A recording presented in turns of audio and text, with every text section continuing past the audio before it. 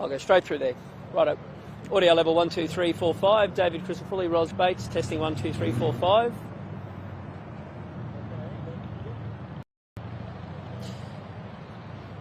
Good morning. The LNP can today reveal new figures that show that the Queensland health crisis continues to deteriorate under this government. New figures released to the opposition show that in the first 3 months of the year, over 40,000 ambulance hours were ramped at hospitals across this state. Over 40,000 lost hours with ambos sitting on ramps, unable to help Queenslanders in their hour of need. This is the worst start to a calendar year in Queensland history, and it shows that after a decade of the state Labor government, things continue to deteriorate. In a moment, Ros will explain why this matters, but I want to make some points about how much pressure this is putting on our staff and on patients across Queensland. And one thing's for sure, you can't blame an ambo who is parked at the end of the ramp for their entire shift for the crisis. You can't blame the doctors and nurses scrambling to try and free up beds to enable a Queenslander to be treated. You can blame nearly a decade of poor planning, a lack of resources, and a lack of willingness for this government to admit how deep the crisis is. As an indication of how crippling this is for frontline staff and patients, in one case in the Redlands, for 10.5 hours, a patient waited in an ambulance. There were 4 occasions in Ipswich where a patient waited over 9 hours to be able to get out of that stretcher and to get treatment. It shows you how deep the crisis runs. We are dealing with an ambulance off the road for their entire shift. So what does this mean? Well, that means for 10.5 hours, your child doesn't have the access to that ambulance to come and help them if they're having an asthma attack. It means that your father doesn't have access to that ambulance if they're having a heart attack. And it means if your grandmother falls, she doesn't have access to that ambulance for 10.5 hours if she is lying in pain on the floor. That is the real life consequences of a government that has continually failed to properly resource our frontline staff. And today we will again call on the government to acknowledge how deep the crisis is and to adopt the LNP solutions. Better resourcing, better triaging, sharing data in real time, and above all, putting doctors and nurses back in charge. These figures show how deep the crisis is, and it is unacceptable that in a state like Queensland, nearly 40,000 hours of an ambulance parked at the end of a ramp, while at the end of a phone line, Queenslanders don't get access to the world-class health system that they deserve. Over to you, Ros. Thank you, David. Ros Bates, Shadow Minister for Health and Ambulance Services and Registered Nurse. Well, Queenslanders deserve a world-class health system no matter where they live. And make no mistake, Queensland Health was in trouble long before COVID. These latest figures showing that 40,000 hours of patients waiting on ramps is totally unacceptable. This government has failed the people of Queensland. These are not just numbers on a spreadsheet. This is your child having an asthma attack, your father having a heart attack, or your grandmother falling over and breaking their hip. This is not acceptable. These figures are the worst that we have seen. Queensland has the worst ambulance ramping in the nation. Let me repeat that. Queensland has the worst ambulance ramping in the nation. And it is not the fault of my hard-working colleagues, the doctors, the nurses, the paramedics and the allied health staff who are frantically trying to find a bed for your family member. Ambulance ramping only happens when there is no room at the inn, and this government has failed to properly resource Queensland Health. We have had 8 years, 4 health ministers and 3 terms, and the numbers just get worse. Now, Whānau Fentiman needs to take responsibility for these figures. We know that she said that she was going to be a different health minister than the former one. Well, she's right. She's worse. She has not released the data on a monthly basis for ambulance ramping. She is hiding the code yellow figures, and this is completely unacceptable. Shannon Fentiman is a fraud, a phony and a failure, and if Anastasia Palaszczuk wasn't too busy on the red carpet, she would make sure that Queensland Health was not in the chaos and crisis that it currently is under her government. David? Thank you very much. Over to you.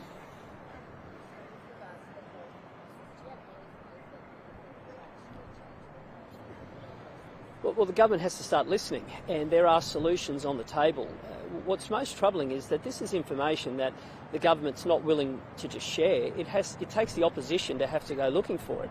And in the case of this data today, this is quarterly data. In the past, we've been given monthly data, and this minister is refusing to do what her predecessors have done. Now that's deeply troubling. When I hear the government refusing to acknowledge that Queensland Health is in crisis, to me that's a real slap in the face of the staff who are just crying out to be listened to and to be given the proper resources. And you just feel the pressure that they're under. And I want to just reflect on what these numbers actually mean. So that means that in the case of Ipswich, on 4 occasions at Redlands for 10.5 hours, but that means that paramedics who signed up to go to work spent an entire day parked at the end of the ramp because they were unable to offload that patient. Imagine the frustration. Imagine the frustration of that brave paramedic who signed up to do the job. Imagine the doctors and nurses scrambling in there to try and make a bed available. Imagine the patient and their family lying in the back of an ambulance. This is the result of a poorly planned system. And it just isn't acceptable. And for the government to somehow try to duck and weave their responsibility is deeply troubling. Queensland Health is in crisis, and these figures show the depth of the crisis have reached new levels. 40,000 ambulance hours lost at the end of a ramp, the worst start to a year that we have seen in Queensland history. Surely the alarm bells are ringing, and surely the government has to acknowledge that these hospitals need more support and patients deserve a whole lot better.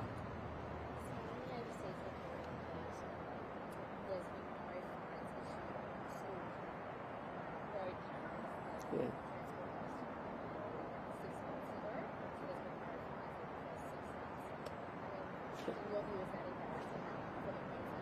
Well, it shows a disconnect between the government making announcements and following through.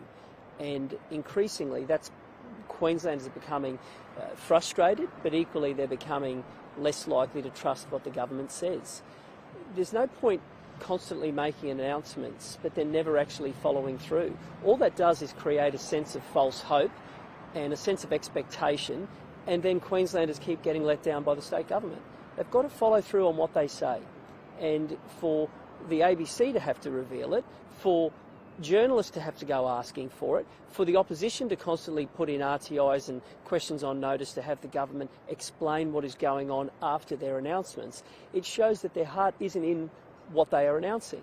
And so often we are seeing announcements with great fanfare to try and reduce the pressure that they're under, release that pressure valve, but then there is no follow through.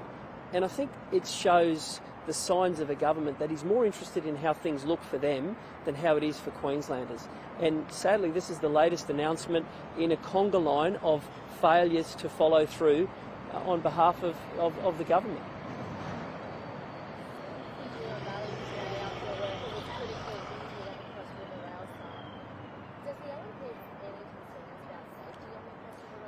Well, I guess the first thing we have to acknowledge is that this is incredibly traumatic for the worker's family, for his colleagues, for first responders.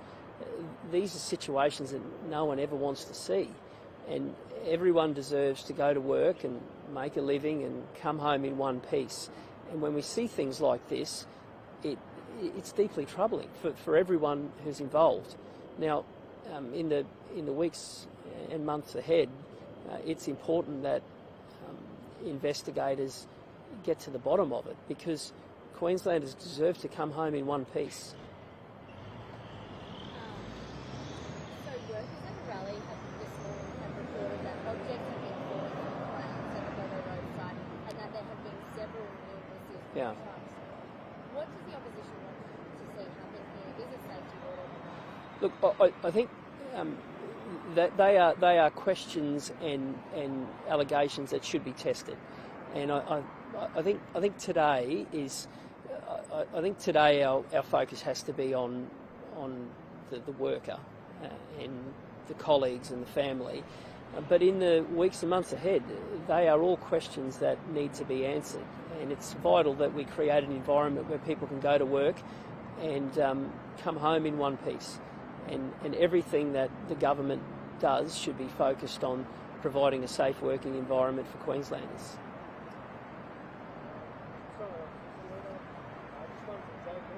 What's your take on Queensland being on track?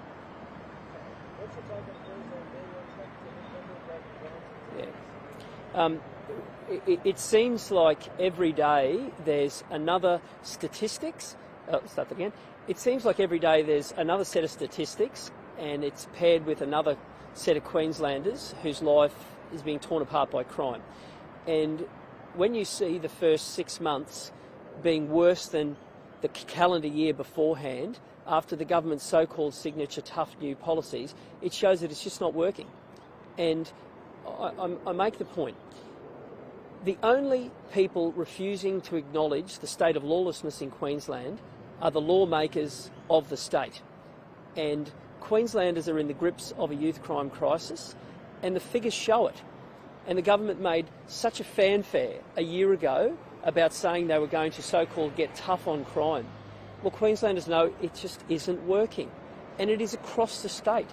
It's in small towns, it's in big cities, it's to the west, to the north, border communities. And youth crime is ripping lives apart. And for the government to refuse to acknowledge how deep the problem is deeply disappointing. And the statistics paint a picture of generational failure. And 8 years ago, the state government made a conscious decision to water down the laws, and they have created a generation of untouchables. And the statistics show what Queenslanders are telling me. They are living in fear in their homes, in their businesses, on their streets, and the state government's response is to tell them that the laws that are in place are fit for purpose. They're not. And Queenslanders are demanding change, and we are on their side. Cool, any other questions? Everyone happy? All right, have a great day. Thanks, guys. Thank you. Thanks, Cut up. Thanks very much.